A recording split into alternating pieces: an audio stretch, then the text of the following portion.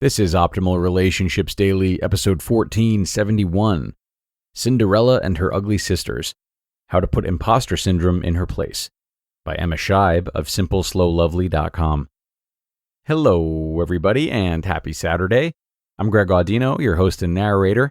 Happy to have you here today, and thanking you for spending some of your weekend with us here at ORD. This time, we'll be hearing from another author who we haven't heard from in a while, at least not here. She's featured more often on OLD.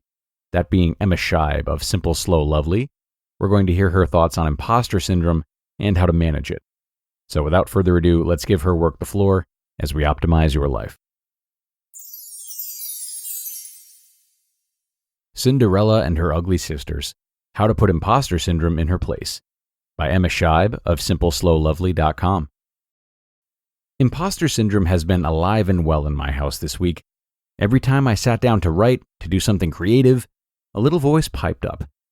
You can't do that. Sure, you've written some okay stuff over the last 6 months, but there's nothing left now, is there? That voice even has a face, a persona. She looks and sounds just like one of the ugly sisters from Cinderella. The energy to fight back has been almost non-existent. Tormented by a double ear infection, deaf to the outside world, her voice has been getting louder and taking over the silent, muffled spots. You are nearly 40. What have you really accomplished? The best of life has passed you by. Give up now. Who are you to think that you can write a book? All your life you've been mediocre, and nothing's changed. It's no surprise that she's decided to chime in now. This week I'm completing my first paid regular writing gig over at Introvert, dear. And although I successfully pitched 4 out of 5 articles last year, she thinks I'm going to fall flat on my face at the first hurdle this year. The barrage is almost over, though. I can feel her running out of fuel as I slowly but surely find my voice again. And the way I'm doing that? Telling her who I am. I know for a fact I'm not alone in the struggle against imposter syndrome. It's common, and you've likely felt it to some extent in your life too. Perhaps that time when you aced your finals, but you figured they'd marked you wrong. Or the time you scored your dream job and you wondered if they got you mixed up with the previous interviewee. Or was it when you married your partner, but figured it might only last a few years until he or she discovered who you really were, kind of like Cinderella waking up when the clock struck midnight. What I've come to realize this week is that imposter syndrome is just that, a syndrome. It is not the core of the issue. The ugly sister is just the fluff and fanfare that surrounds the root of the problem. And the root needs yanking out to put Drizella in her place once and for all. The root of imposter syndrome. The root of imposter syndrome is likely to be different for everyone.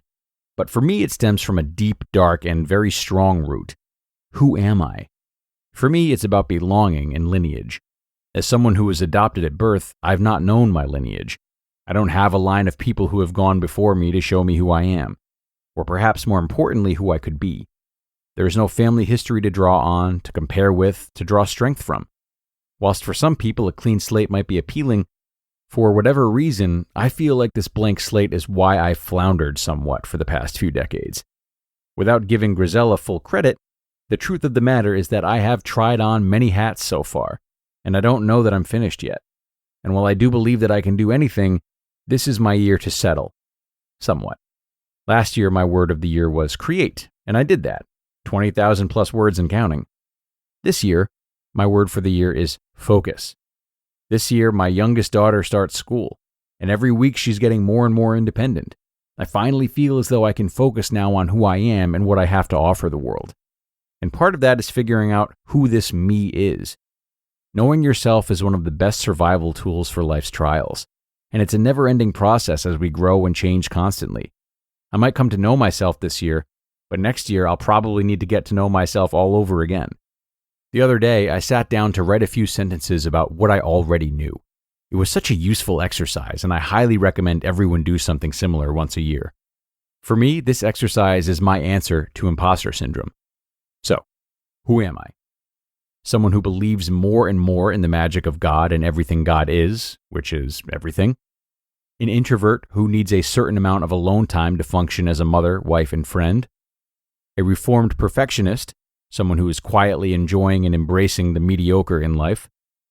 A lover of nature and hater of excess stuff and clutter. Can I live in a forest in a cabin, please? A good mom who's doing their best but stuffing up lots on the way. Cue the time my youngest said the F word at daycare. Someone who craves authenticity and honesty from myself and those around me. And a writer, creator, and author. Who are you? Don't be shy. Get to know yourself. Claim your successes and failures, and get up and try again. You just listened to the post titled, Cinderella and Her Ugly Sisters, How to Put Imposter Syndrome in Her Place, by Scheib of simpleslowlovely.com. And there we have it, a great post from Emma that a lot of us can take with us and apply. This post certainly has a lot to do with the relationship we have with ourselves, but it's important to keep in mind for our relationships with others too, because so often imposter syndrome prohibits us from making contributions towards others.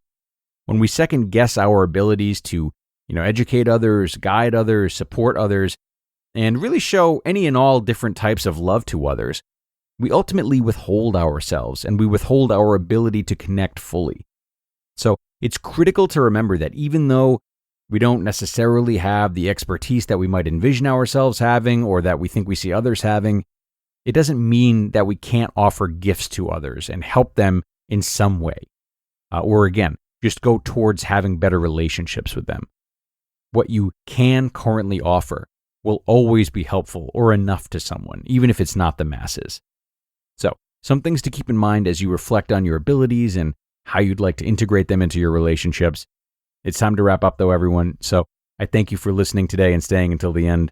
Have a terrific rest of your day, and I'll see you back here tomorrow for the Sunday show. That's where your optimal life awaits.